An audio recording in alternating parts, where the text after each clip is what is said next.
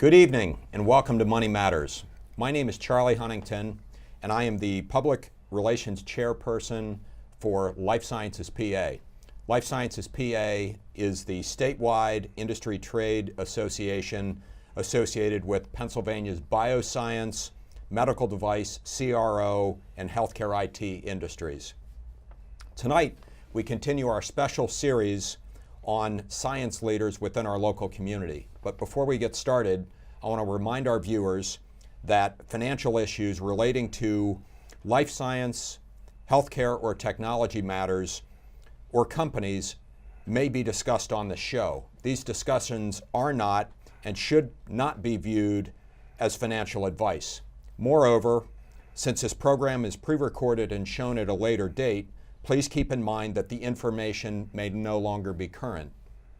You should always check with your financial advisor before entering into any financial transaction. I'm pleased tonight to welcome my co-host, Kimon Hatza.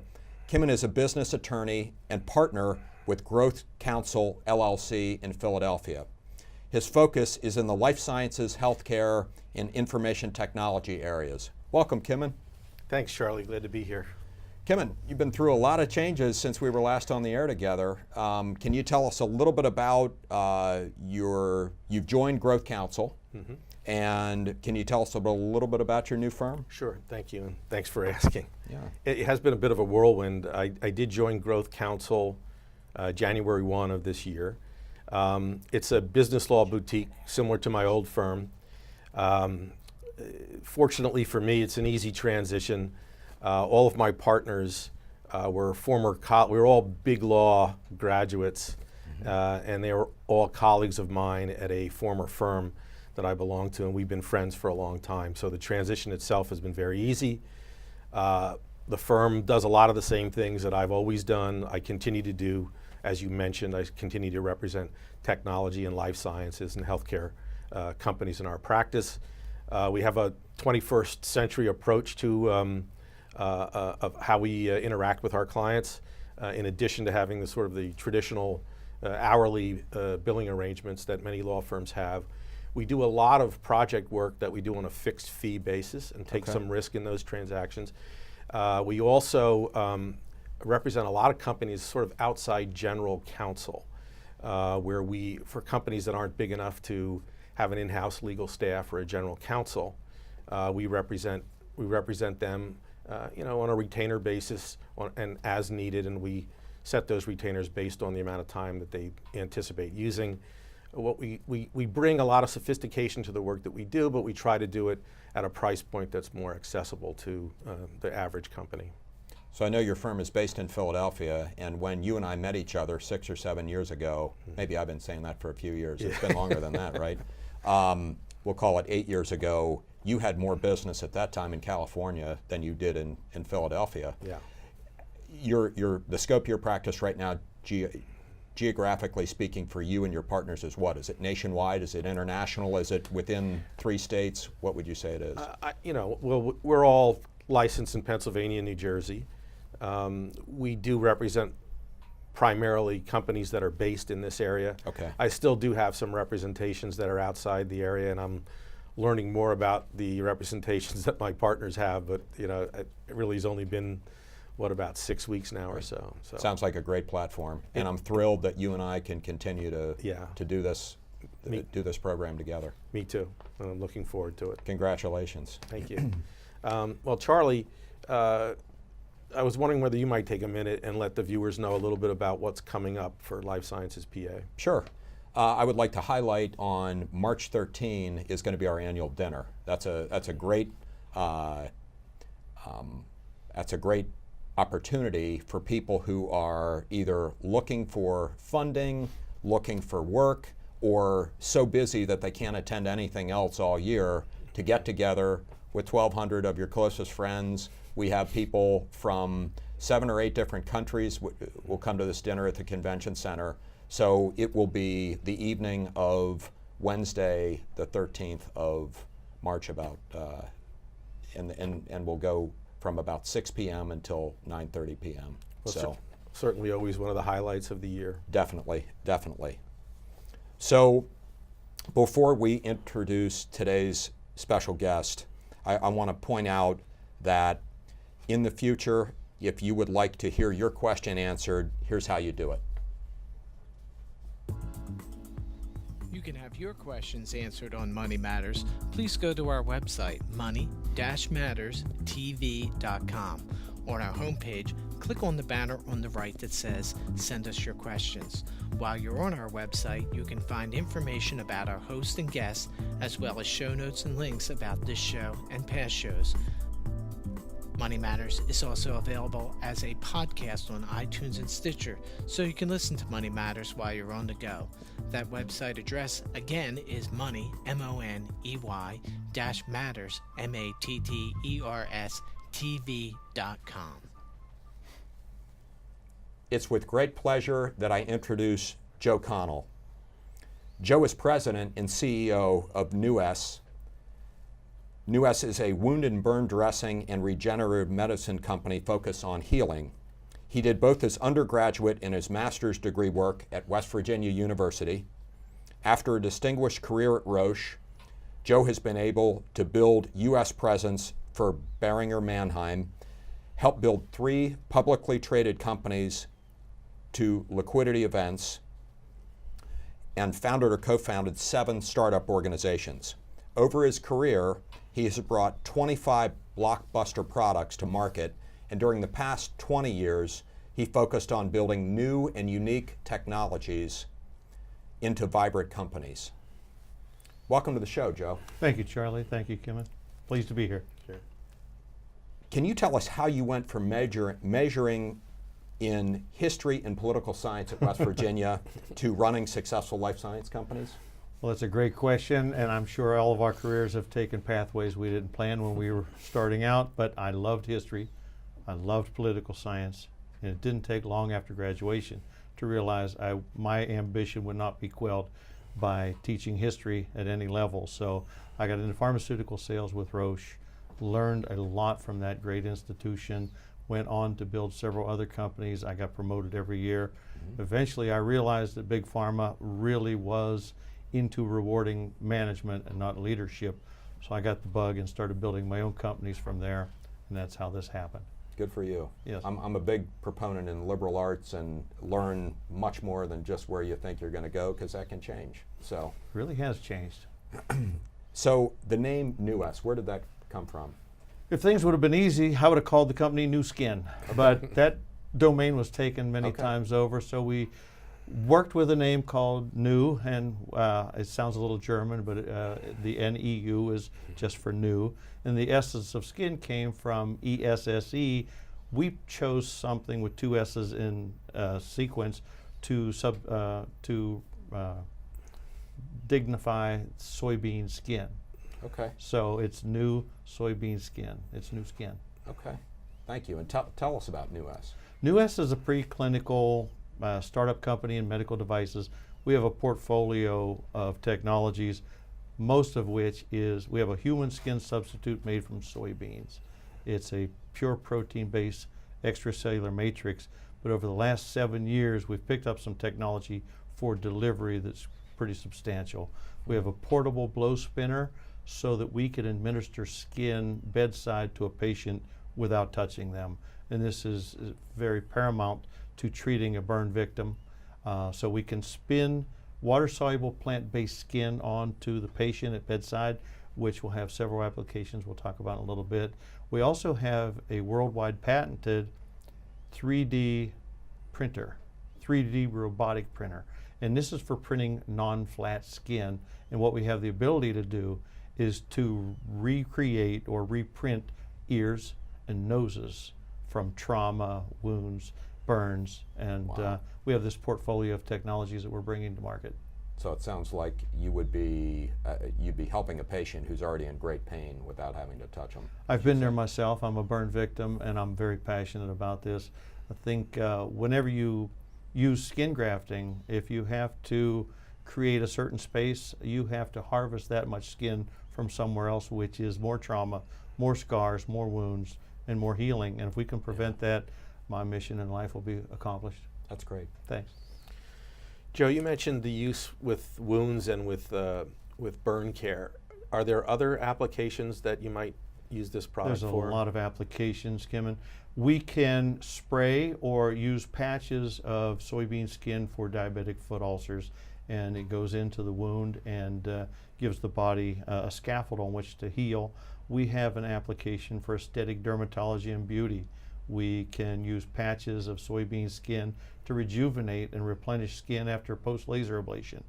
So right now there's nothing after people get wrinkles removed by a strong laser than sitting at home with Vaseline. And now we can use patches that can be washed off the next day. Bed sores for nursing home patients, either in patches or spray them on. We have applicability for any injury or insult to skin, such as removal of a nevus or other dermatology applications. What's the durability when this is put on? Is it work just like your skin? Think opposite of any bandage you've ever thought of or heard of. It's an extracellular matrix patch that goes into the wound, and I don't want to get too technical. I don't know who the audience Yeah, would we're be, on but our finance show. okay, right. okay. Well, it goes into the wound bed and absorbs all the exudate, all the wet stuff, and Okay. becomes a part of the body. It's a bandage that is your body. It's a scaffold. It doesn't come back out. So Wow. all the keratinocytes, fibroblasts glom onto there, and the biggest measure of wound healing is closure. And if you have a large wound now, your body will struggle and struggle to heal that wound, and it will glom over in a slick scar. Okay. We have published data in a full thickness wound study where we have revascularized the wound bed.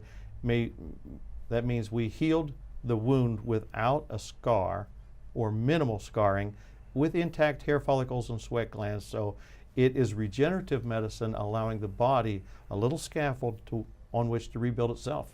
Wow. Wow. So it looks like your real skin. Much after it, more, you much know. more.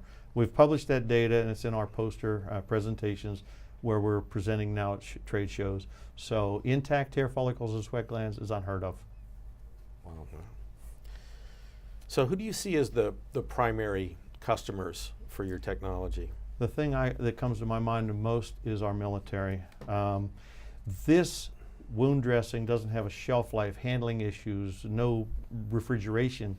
So if you roll out sheets of this bio dressing into 115 degrees in Afghanistan or wherever you take it, it doesn't disintegrate, it's readily available, it's portable, it's inexpensive, it doesn't go bad. So I see our military, I see wound clinics, I see every dermatologist in the country using it for various applications, all of which I don't even know yet. We have 2 advisors who are prominent dermatologists, and we're just learning now some of the applications. But nursing homes, visiting nurses, home health care. Frequently we talk to people about barriers, to entry into a new market. Right. How would you distinguish your product from what's currently out there in the marketplace? I love that question the most. If you look at all skin substitutes, and they're plentiful. There's a lot of skin substitutes, dressings, and bandages. You can categorize them in 3 categories. One is unavailable, one is unaffordable, and the third is unacceptable. And let's talk about those. Unavailable are those dressings that call for taking a biopsy and growing it in the laboratory. So there's laboratory preparation, decellularization of plant animal tissue, refrigeration, handling issues, shelf life, storage. So they're unavailable. It's not readily available like a protein patch that we're bringing to market. The unaffordable, some are so extravagantly costly that in 2014 the Medicare guidelines put the top 3 out of business. They stratified high expensive ones, low cost, and mid-range. So unavailable and unaffordable, you can't use them, they're not readily available, or you couldn't afford them if you did. And the third one is, I think, our claim to fame. With a plant-based skin substitute, as opposed to everything else from cadavers, porcine, pigs, cows, sheep intestines, neonatal placental materials, we have a plant-based skin substitute that we think will open a global market for tens of millions of patients who will not, through cultural or religious beliefs, be able to accept any other skin substitute and we're coming with a ubiquitous source of soybeans into a protein plant-based skin. So unavailable, unaffordable, unacceptable. And believe me, I built a company that's publicly traded now. I was co-founder, and it was both unavailable and unaffordable. So I've been in the market and in this game for a while. We think it's really going to change things. So it's a disruptive technology. It Let's sounds hope like so. it. Well, it's certainly unique. It should be disruptive in as much as nobody can electrospin a soybean. You can't make any other decellularized animal tissue cheaper than what we can produce. I know that you're a proud Pittsburgh resident, yet your company is set up here in the Philadelphia region. How did that come about? I am in Pittsburgh because I am caring for an elderly patient. So my situation puts me in Pittsburgh. My company puts us in Philadelphia.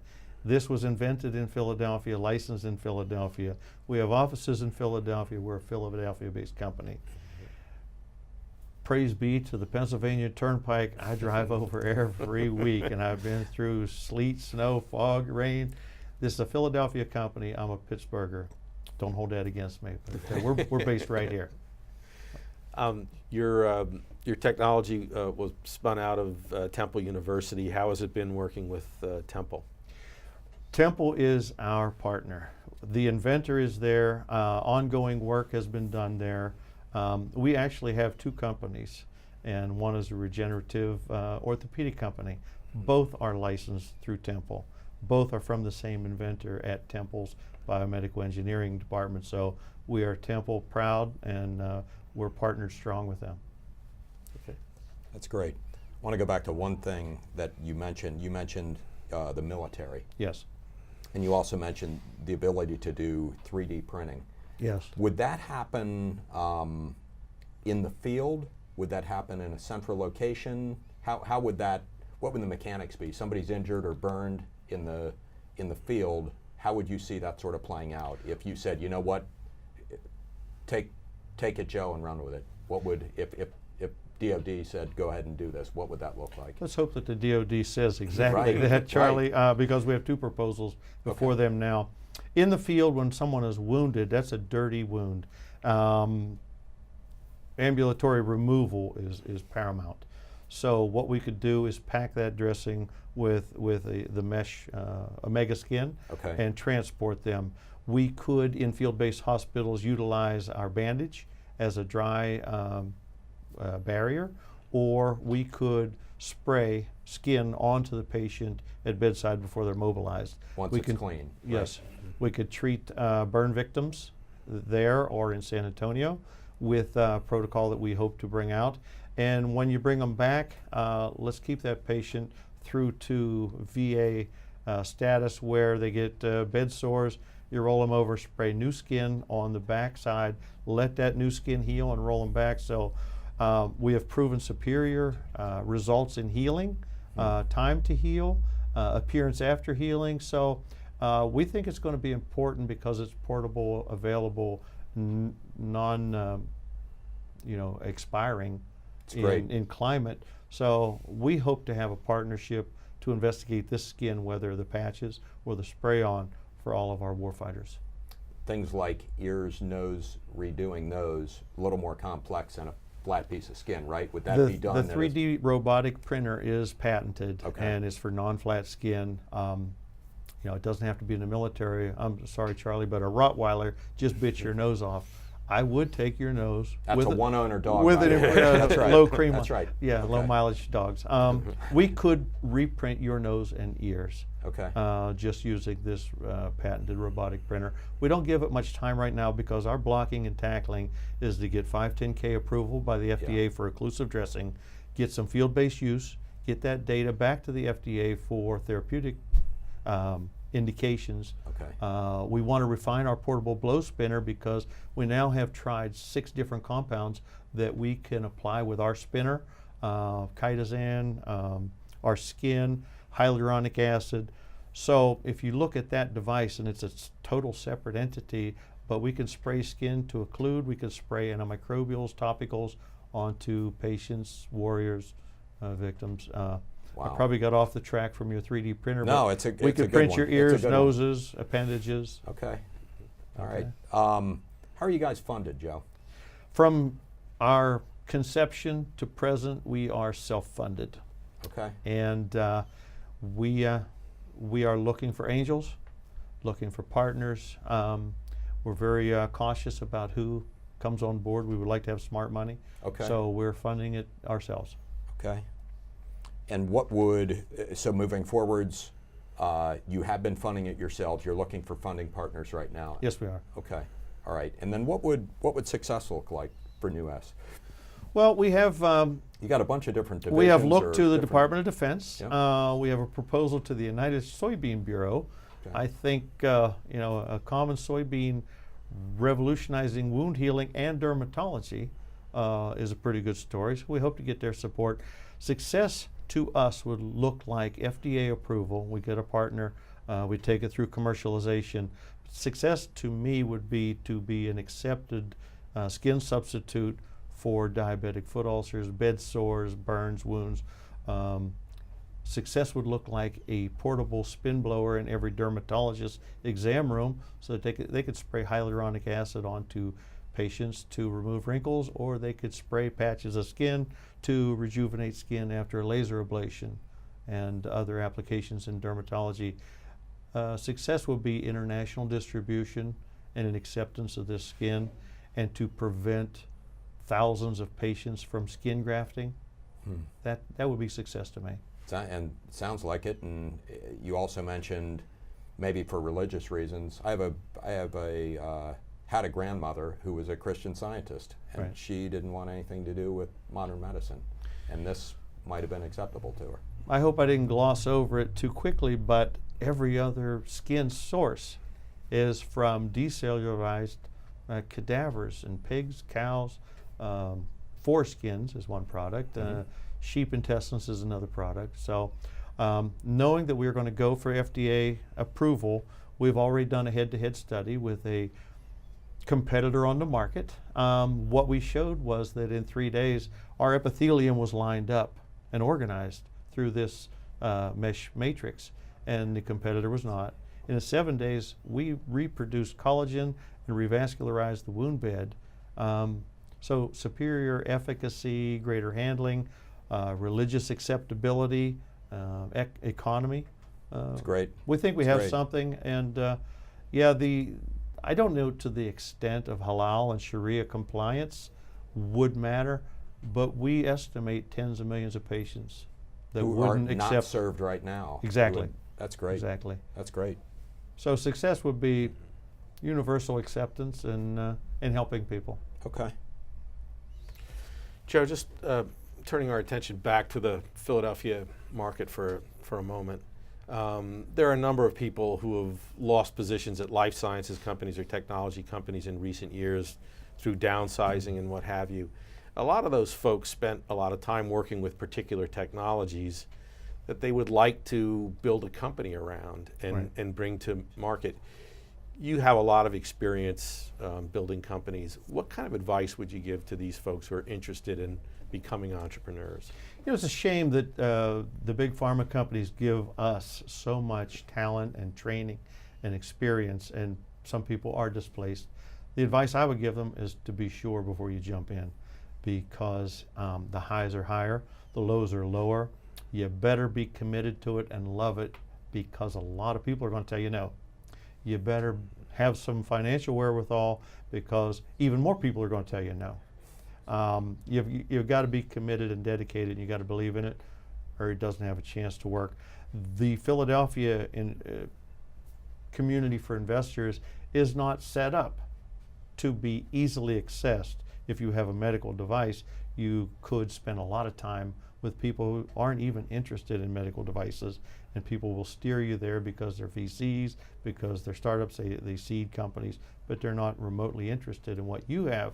So to stratify that and get to the right target is very difficult. Again, I would tell them, be careful and be committed, or go get a real job. Mm-hmm. Yeah. What do you see as the biggest challenges or opportunities for Philadelphia maintaining a vibrant life sciences community? Philadelphia is having a hard time maintaining a vibrant life science community because there's so much talent, there's so much technology and inventions here. That means a lot of people are asking for money. And there aren't a lot of investors, and a lot of the investors here have been cut back on their budgets, so there isn't enough money to satisfy everyone, which is probably what prompted my question a minute ago. You better be careful and steer clear, because you could spend an awful amount, a lot of time with the wrong target, because they're simply not in your wheelhouse. We spent personally a lot of time romancing people who do invest, but they don't invest in medical device companies. And it would dignify the whole process if we said no earlier, or if we knew where to go a little bit better. So there aren't enough investors or investor dollars in Philadelphia to satisfy all the technology, entrepreneurs, and people looking for it. So there's some matchmaking that could be better done in this town, and it's a difficult town. And this town likes to invest in bites. There are very few people in this town that says, I want to partner with you and I will fund this project.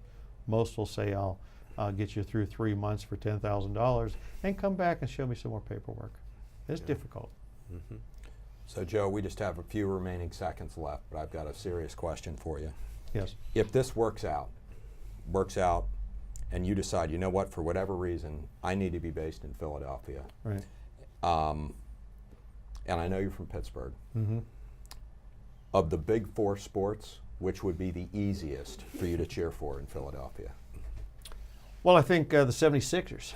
That's an easy, 76ers, I they would should have have said three. They would have I'm my like- unbridled attention Okay. because Pittsburgh they won't support basketball. Right. Right. If anyone, I could move here, but I'm bringing 38 Steeler jerseys with me, a Here we go. 6-foot We're out of inflatable time. snow We're out of dome. time, Joe. That's it. Look at the time. No, that's Yeah. right. Thank you. You've been a great guest. Thank you. You're welcome. Kimon, as always, thank you for co-hosting.